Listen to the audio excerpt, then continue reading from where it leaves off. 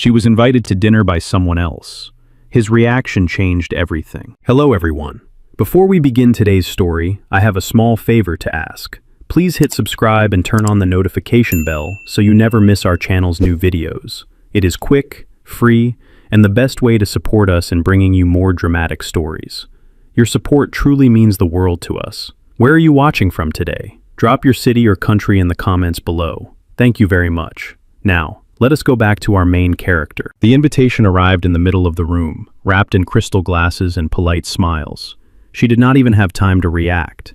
A man in a tailored navy suit stood across from her, holding a wine glass at chest level, his tone smooth and confident as he said her name and invited her to dinner.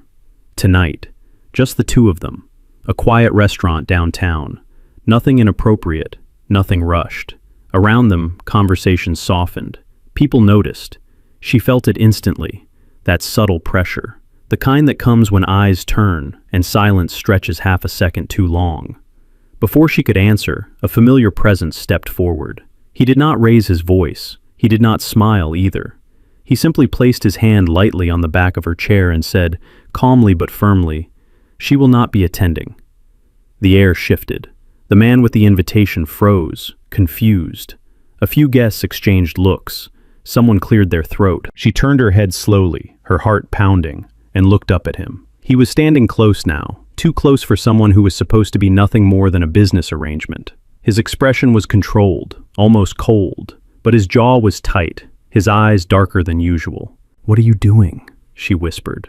He did not look at her. His gaze remained on the other man.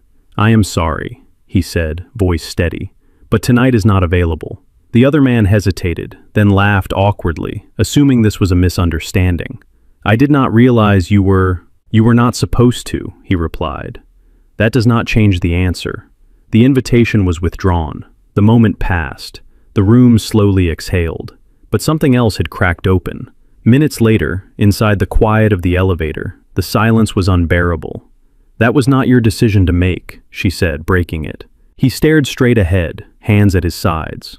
"You are part of an agreement. Appearances matter." "Dinner matters now?" she asked. "Or is it control?" The elevator doors closed, sealing them inside a narrow space filled with unspoken tension. What neither of them said out loud was the truth pressing hard between them. This was not part of the contract. The contract had been clear from the beginning. No jealousy, no interference, no feelings. Their arrangement had started months earlier, in an office overlooking the city skyline, with a view worth more than most people's homes. He was a billionaire, a man whose name moved markets and decided futures. She was someone who needed help desperately, fast, and without questions. A fake relationship, a temporary solution. She would stand beside him at events, smile when required, play the role of the devoted partner so he could secure a critical business deal and silence his family's pressure to marry. In return, her financial problems would disappear. Simple, clean, professional. At least, that was the plan. But standing in that elevator, with his body angled protectively toward her, she realized something had gone wrong. He had not stepped in because of appearances. He had stepped in because the thought of her sitting across a table from another man had triggered something he could not control. And for the first time since signing that contract, she saw it clearly. This was no longer fake. She did not sleep that night. The city outside the penthouse windows stayed bright and restless, but inside, everything felt still, heavy, unresolved. She lay awake on the guest bed, staring at the ceiling, replaying the moment again and again. The way he stepped in, the way he spoke for her, the way his voice never wavered. That had not been part of the deal. In the morning, she dressed quietly and prepared to leave before he woke. She had learned, over the past few months, how to make herself small in spaces that were not truly hers, how to move without leaving a trace. But when she reached the kitchen, he was already there. Suit jacket off, sleeves rolled up, coffee untouched. "You are leaving early," he said without turning around. "I have work," she replied. It was a habit now, using that word even though she no longer worked there, even though the contract had changed everything. He nodded once. "Sit down." It was not a request. She hesitated, then took the seat across from him at the long marble island. Sunlight cut through the glass walls, outlining the distance between them. "What happened last night cannot happen again," she said, choosing her words carefully. "You crossed a line." He finally looked at her. "You are part of my public life. That invitation put you in an impossible position." "No," she said softly. "You did." Silence followed, thick and uncomfortable. This was why she had agreed to the arrangement in the first place, because he was direct, controlled, predictable. Months ago, when she had walked into his office for the first time, she had been terrified, not of him, but of how little time she had left before everything fell apart. The eviction notice had been folded neatly in her purse. Her mother's medical bills were past due. Her phone had been ringing non-stop with numbers she did not recognize. And then there was him, a billionaire who needed a solution, not a relationship, a woman to stand beside him, smile for cameras, and silence questions from investors and family alike. No romance, he had said back then. No jealousy, no personal claims. She remembered how calm he had been while laying out the terms, as if he were discussing weather forecasts instead of her life. "This is a business arrangement," he had said. "Temporary, clean. You will be compensated generously." She had signed because desperation leaves little room for pride. Back in the present, she folded her hands together. "You hired me to play a role, not to make decisions for me." His jaw tightened. "You knew what this involved." "I knew what the contract said," she answered. "Not this." He stood abruptly, pacing once before stopping in front of the windows. From this height, the city looked small, manageable, like something he could own. "I cannot afford rumors," he said, "or confusion." She rose as well, her voice steady now. "Then do not confuse yourself." He turned sharply. "You think this is about me?" "I think," she said, meeting his eyes, "that if you were truly unaffected, you would have let me answer for myself." The words landed harder than she expected. For a moment, he said nothing. This was the first time she saw it. Not the billionaire, not the strategist, but a man who had miscalculated something he did not understand yet. Finally, he spoke. "This arrangement exists because both of us needed something." "Yes," she replied. "And last night, you acted like you needed more." The silence returned, heavier than before. She picked up her bag and moved toward the door. "We should revisit the terms," she said, "before one of us forgets why this started." As the door closed behind her, he remained standing alone in the glass and steel kitchen, staring at the empty space where she had been. For the first time since the contract was signed, the rules no longer felt sufficient, and for the first time, he realized something dangerous. Losing control of the arrangement did not scare him. Losing her did. By the afternoon, the contract was back on the table, not the symbolic one people assumed existed between them, but the actual document. Printed, structured, precise, the kind of paper that made emotions irrelevant. She arrived at his office on the 48th floor just after 3. The assistant nodded, said nothing, and closed the door behind her. The room smelled faintly of leather and coffee. Floor-to-ceiling windows framed the city like a controlled experiment. Everything here had a purpose. Everything, except what had happened last night. He stood by the desk, jacket back on, expression neutral again. "You wanted to revisit the terms," he said.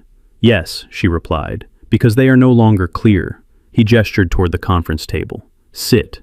They sat across from each other, the contract laid neatly between them, pages aligned with almost surgical care. "This arrangement exists to protect both of us," he began. "It works only if we follow the rules." She looked down at the paper. "Then let us read them out loud." He paused, then nodded. She pointed to the first section. "No emotional involvement. No public displays beyond what is required." "So far we have complied," he said. She lifted her eyes. "You rejected a dinner invitation on my behalf." "For appearances," he answered quickly. She flipped the page. "No interference in personal interactions unless explicitly agreed upon." Silence. "That clause exists for a reason," she continued, "because without it, this stops being professional." He leaned back in his chair. "You were approached publicly, by someone with connections. That could have created speculation." "Speculation about what?" she asked. "That I am a person with choices?" His jaw tightened. She went on. "You hired me because I was invisible to your world. Convenient. Replaceable." "That is not true," he said sharply. She did not react. "Then why did you act as if I belonged to you?" The words hung between them. He exhaled slowly. "You are part of my public image." "I am not your property," she replied. Another pause, longer this time. He reached forward and turned the contract toward her. "Then let us clarify." He picked up a pen. "Addendum, effective immediately." She watched carefully. "No unilateral decisions," he read aloud as he wrote. "No speaking on behalf of the other party without consent." She nodded once. "And," he added, hesitating only a fraction of a second, "either party may terminate the agreement at any time." Her fingers tightened slightly on the edge of the table. "Without penalty?" "Yes," he said, "without penalty." She studied him. This was new. He never left doors open unless he was certain he did not need them. "You are certain?" she asked. "I am," he replied. She signed her name first this time, slower, more deliberate. When he signed beneath it, the sound of the pen against paper felt louder than it should have. "There," he said. "Clear." She stood, gathering her bag. "Clear does not mean safe." He looked up. "From what?" "From forgetting why this started," she answered. As she walked toward the door, he spoke again. "The dinner invitation." She stopped, but did not turn around. "If it happens again," he said carefully, "you will handle it yourself." "That is all I ever wanted," she replied. The door closed softly behind her. He remained seated, staring at the contract, now heavier than before. He had written those rules to maintain control. What unsettled him was not that he had almost broken them. It was that, for the first time, he was unsure whether following them would be enough to keep her there. The following weeks moved quickly, whether she wanted them to or not. Her calendar filled with names she did not recognize, and places she had only seen online. Charity luncheons, board dinners, private receptions where every smile was measured, and every pause meant something. She learned fast.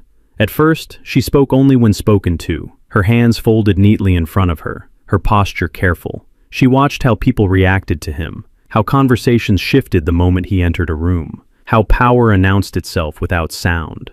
And slowly, she adjusted. She learned when to step half a pace behind him and when to stand beside him. She learned how to redirect a conversation without offending anyone, how to answer questions without revealing anything real.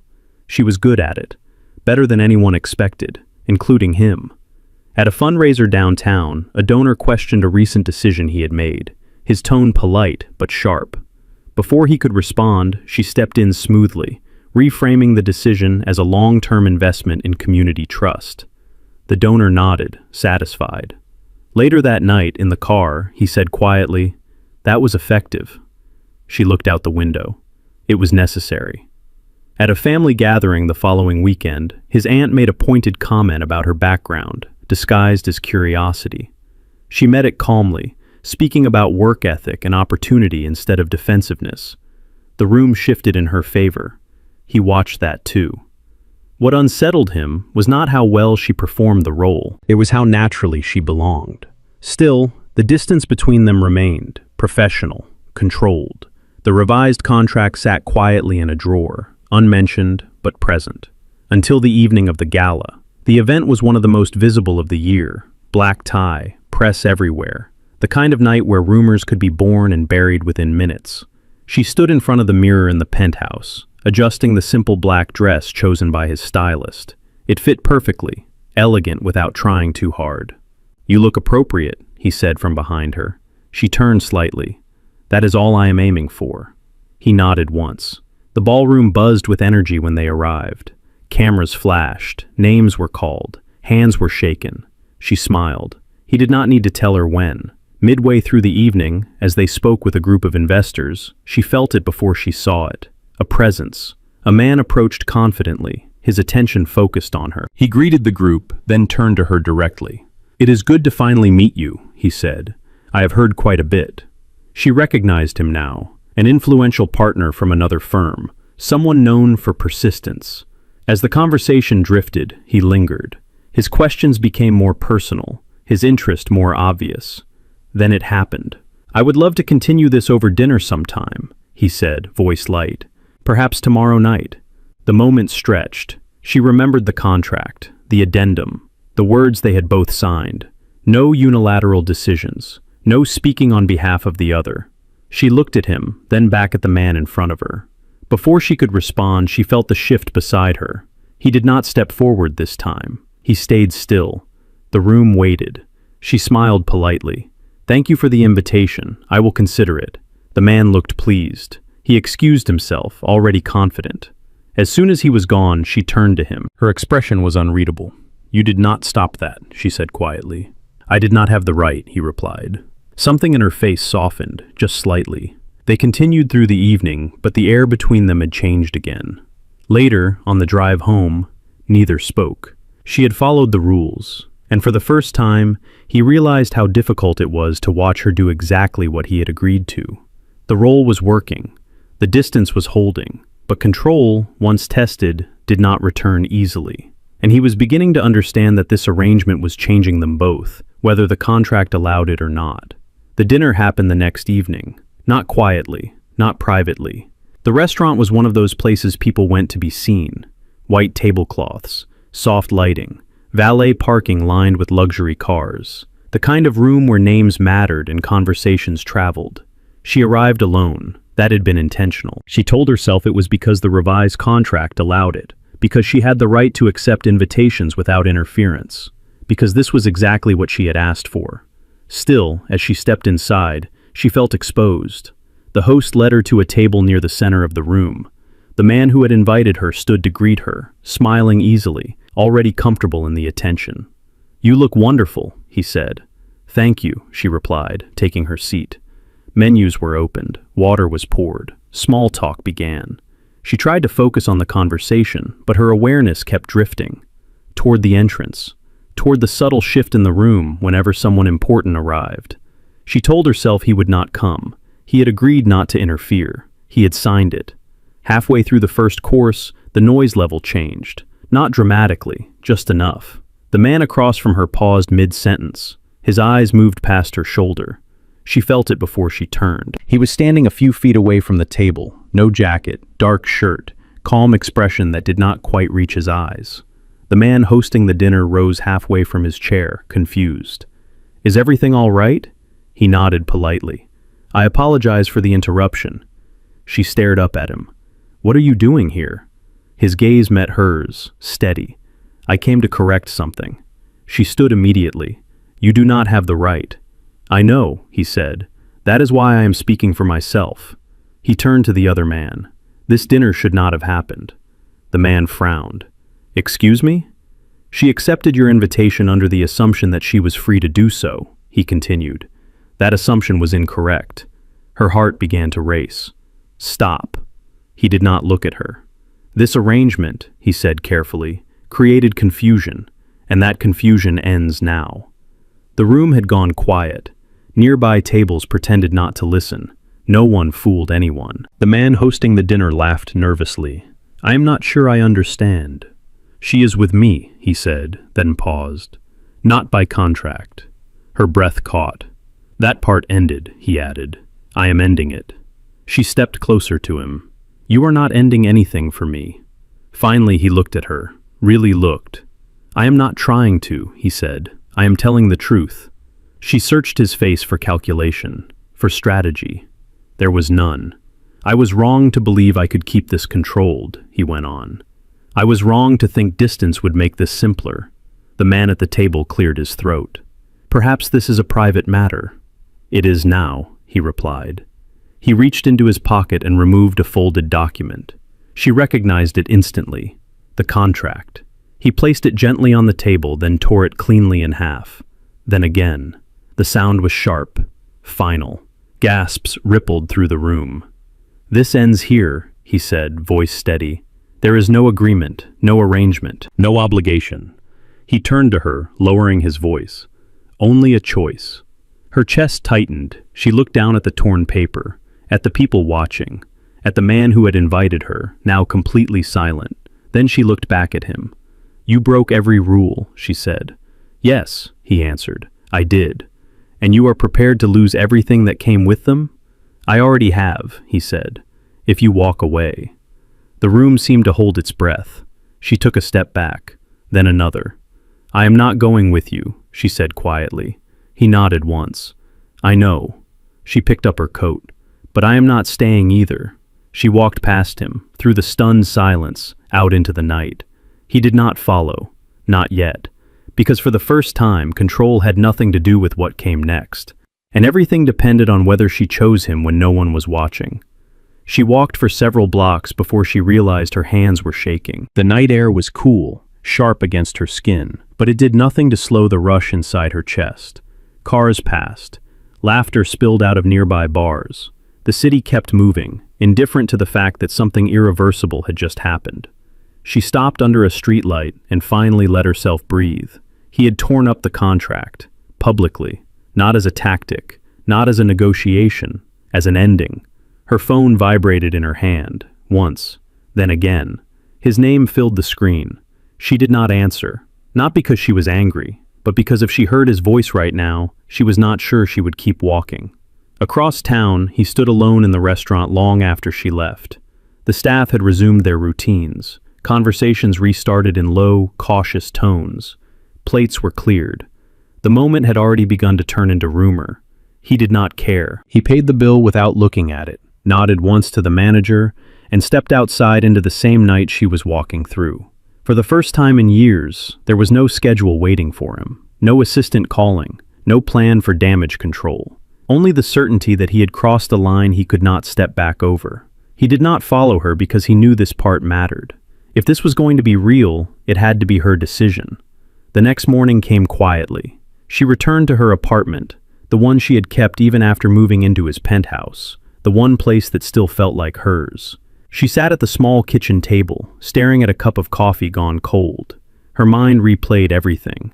The way he said her name, the way his voice changed when he stopped hiding, the way he looked when he realized he might lose her. She had agreed to the arrangement because she needed stability. She had stayed because it became easier than leaving. But she had never expected him to give up control. That was what frightened her most. Late that afternoon, there was a knock at the door. She knew it was him before she opened it. He stood in the hallway, not in a suit, not polished, not shielded by his usual distance. Just a man who had slept very little, holding himself together out of habit. "I am not here to ask you to come back," he said immediately. She folded her arms, leaning against the doorframe. "Then why are you here?" "To explain," he replied, "and then to leave, if that is what you want." She hesitated, then stepped aside. He did not sit. He stood near the window, hands clasped loosely, giving her space. "I believed control was the same as safety," he said. "If everything had rules, no one could get hurt." She watched him carefully. "When you walked away last night," he continued, "I realized the rules were protecting me, not you." Silence stretched between them. "I do not want an arrangement," he said. "I do not want leverage. I do not want you to feel chosen only when it is convenient." She swallowed. "And if I say no?" He nodded. "Then I accept it, without conditions." That was the moment something shifted. Not because he was persuasive, not because he was powerful, but because he finally stopped trying to manage the outcome. She looked down at the floor, then back up at him. "I am not ready to forgive what happened," she said. "I know," he replied, "and I am not promising anything. I am not asking for promises." Another pause. "But," she added quietly, "I am willing to talk, slowly, without contracts."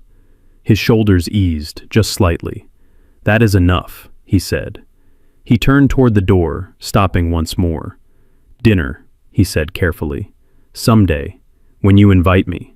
She did not answer right away, but when he left, she did not close the door immediately either. Because for the first time, what lay between them was not an agreement. It was possibility. The fallout did not come quietly. It never did in his world. 2 days after the dinner incident, headlines began to circulate in the circles that mattered. Not public news yet, but whispered summaries passed between assistants, lawyers, and board members, who understood exactly how fragile reputations could be. He saw it first thing in the morning. Questions about instability, about judgment, about whether personal matters were interfering with leadership.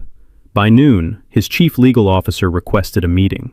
By evening, the board wanted answers. She felt it too, even without reading the emails. The shift was subtle at first. Calls that were returned later than usual. Invitations that stopped arriving. A polite distance from people who had once been warm. When she walked into a charity planning meeting that afternoon, the room went quiet for half a second too long. Someone had talked. She excused herself early and stepped outside, the weight pressing down harder than she expected. This was the part she had not prepared for. She had agreed to play a role, not to become a liability. That night, he stood in front of a long conference table, facing men and women who had backed him for decades. "You ended a strategic arrangement publicly," one of them said flatly, "without consultation." "It was no longer an arrangement," he replied. "Do not redefine it," another voice cut in. "You humiliated a partner and destabilized confidence." He did not argue. "I take responsibility," he said, fully. A murmur ran through the room. "Then you understand the consequences," the chairwoman said. "We cannot protect you if this continues." He nodded once. "I am not asking you to." That was when it happened. Someone slid a file across the table. Photographs, emails, old documents, evidence that the relationship had begun as a contract. "That information is already circulating," the chairwoman continued. "If it becomes public, the narrative will not be kind. She will be portrayed as opportunistic. You will be portrayed as reckless." He felt something cold settle in his chest. Later that night, she found out the same way. A woman she barely knew pulled her aside at an event and spoke softly, almost kindly. "You should prepare yourself," she said. "They are framing you as a distraction, a risk." The word landed hard. Risk. She went home and sat on the edge of her bed, staring at her phone, at his unread messages. This was why she had kept distance, why she had insisted on rules. Power did not fall alone. It dragged people down with it. The next morning, she made her decision. She did not call him. She did not wait for explanations. She wrote one message. "This is becoming something I did not agree to. I do not want to be the reason you lose everything." He read it in the back of a car, surrounded by calls he was not answering. His reply came immediately. "You are not the reason." But she had already turned her phone face down. By afternoon, her name was circulating openly now. Not in headlines, but in implications. Gold digger, manipulation, calculated move. None of it was true. All of it was effective. That evening, she packed a bag. Nothing dramatic, just enough. She left the apartment key on the counter. Across town, he stood in his office, looking out at the city he had once believed he controlled. He had known there would be consequences. What he had underestimated was how quickly the world would try to sacrifice her to protect him. And that was when he understood the real test had arrived. Not whether he could win, but whether he was willing to stand between her and everything he had built, even if it meant losing it all. He moved first. Not with a press release, not with lawyers, with action. The emergency board meeting was scheduled for 9 the next morning. Attendance mandatory, tone severe. The kind of meeting where outcomes were decided before anyone spoke. He arrived early. When the board members filed in, they found documents already placed in front of them. Not projections, not defenses, a resignation letter. He stood at the head of the table, calm, composed, unmistakably certain. "I am stepping down as chief executive officer," he said before anyone could interrupt. Effective immediately. The room froze. "This is unnecessary," the chairwoman said sharply. "We can manage the optics." "No," he replied. "You were right about one thing. She should never pay the price for my position." He slid another document forward. A public statement. Clear, direct. It disclosed the truth. That the relationship had begun as a contract. That the decision had been his alone. That she had received no leverage, no guarantees, no promises beyond what was written. And, he added, that the contract was terminated by me without her knowledge or request. Silence followed. "You are choosing her over the company," someone said quietly. "I am choosing responsibility," he answered, for the first time. The vote was swift. By noon, the news spread. He had stepped aside voluntarily. No scandal, no negotiation, no attempt to shield himself. More importantly, he had publicly removed her from the narrative. By evening, the tone shifted. The same circles that had whispered accusations now spoke with caution. The same voices that had questioned her motives found nothing left to hold. She saw it unfold from a distance. She had taken a room at a small hotel across town. Anonymous, quiet, safe. Her phone buzzed steadily, but she ignored most of it, until one message came through. Not from him, from a reporter she recognized. The statement cleared your name, He took full responsibility. Her chest tightened. An hour later, there was a knock at her door. She did not open it immediately. When she did, he was standing there. No security, no assistant, no protection except honesty. "I resigned," he said simply. She stared at him. "Why are you here?" "To tell you in person," he replied, "before you hear it from anyone else." "You gave up everything," she said. He shook his head. "I gave up control. That is not the same thing." She looked away, struggling to steady her breath. "You did not have to do that." "I did," he said, "because this was never supposed to cost you your dignity." Silence filled the small room. "I am not asking you to come back," he continued. "I am not asking you to forgive me. I am not asking for anything." She turned toward him. "Then what are you asking?" He met her gaze. "To know that when I chose, it was not because I thought I could keep you. It was because I could not stand to lose myself." Her eyes burned. "This is my line," she said softly. "The last one." "I know," he replied. "If you cross it again, I will walk away for good." He nodded. "Then I will not cross it." She took a slow breath. "Stay," she said finally, "for tonight." He exhaled, relief quiet but real. For the first time, there were no contracts left to protect them, only consequences and choice. The morning light came gently. No headlines waited outside the window, no cameras, no urgent calls demanding explanations. Just quiet, and the unfamiliar feeling of time moving without pressure. She woke first. For a moment, she forgot where she was.